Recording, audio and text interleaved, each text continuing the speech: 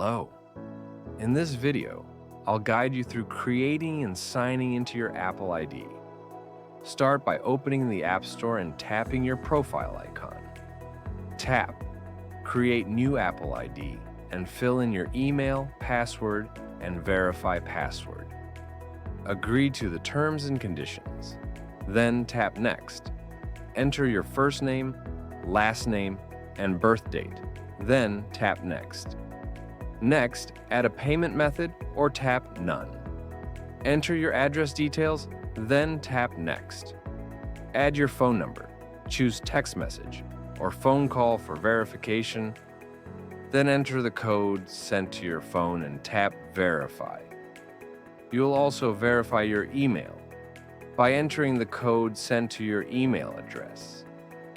Once your information is verified, it will set up your Apple ID and sign you into iCloud. Enter your iPhone passcode to complete the sign-in. Finally, tap Done.